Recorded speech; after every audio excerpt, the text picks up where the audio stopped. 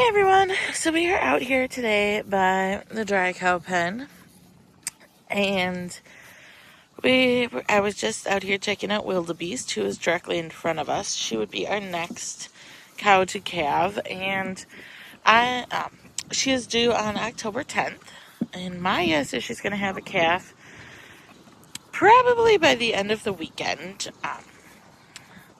She looks like she's breaking down pretty good and getting ready. And then her and Grandma are both getting in their selenium and their extra minerals and everything else.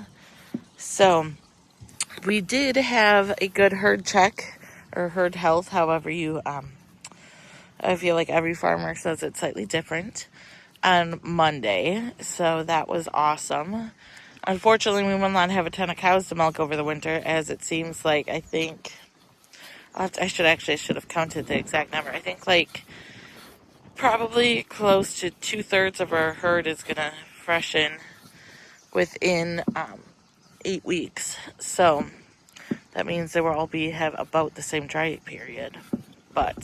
So we will have to buy a few springers in that time to help fill the gap. I'm currently trying to convince my husband that we need some Jersey springers. For one, we need to get our butter fat back up to where it was. Granted, having these two dried off at the moment is not helping that out too much. But it would be awesome to have that up higher again and go from there. But we will see where we end up.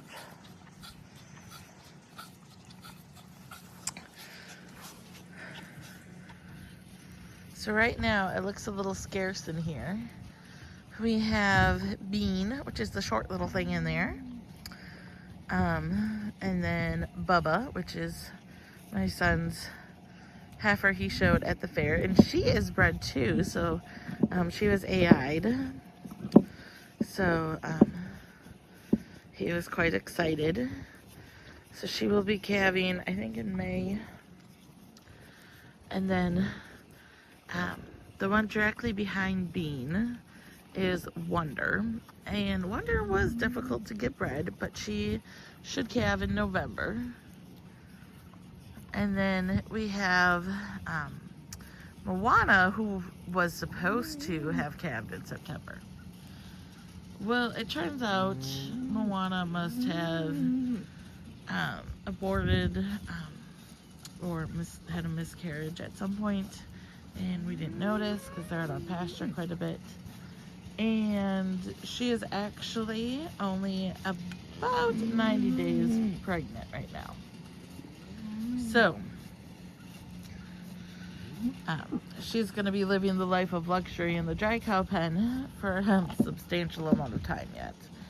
We debated shipping her, but honestly we would have to replace her then, and at this point we know she knows how to come in and out of our barn.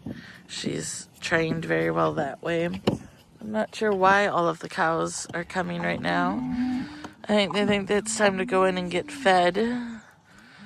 I don't know as though it is, but as you can see, so the big red cow right there, the big red Holstein, the vet believes is carrying twins. So we're going to hope for twin heifers out of her.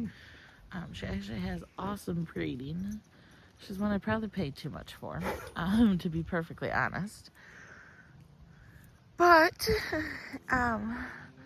so it was from a farm that was selling out, and they had sold out to a relative that had robots. And her udder is by far not a robot udder because it is quite all over the place. And it was not going to work. But now that she's figured out what to do around here, she's a fun cow. She's huge. So I am 5'6", and she's a little bit taller than I am. So it's kind of fun. But yes, so hopefully she will have twins. So another awesome part about living in northern Wisconsin Just look at those gorgeous colors. And isn't it just beautiful?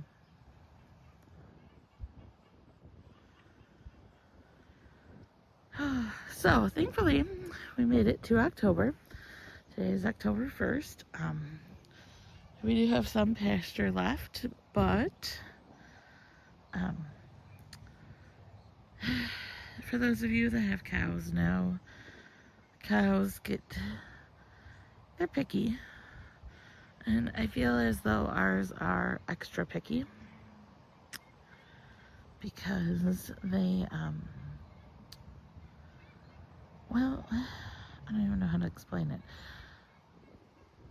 I usually refer to them as princesses, and I don't know why, but I think because my husband will cave and just fix their feed exactly how they want. But the gentleman we bought our farm from, he still comes over almost every day, and it makes me laugh. So he is not necessarily up to date on farming, and his dad farmed this land when he was growing up, and his grandpa, and they've had like just dry hay. And all right, sorry about that. I had a call while I was recording, but what I was saying is he is always amazed at the lengths we go through to get our cows to eat, and he picks on my husband all the time about our little princesses and how he always asks my husband if they actually know how to put their head down and eat their own food, but he will admit that they sure look awfully pretty out in pasture. So I think that is all we're going to talk about today.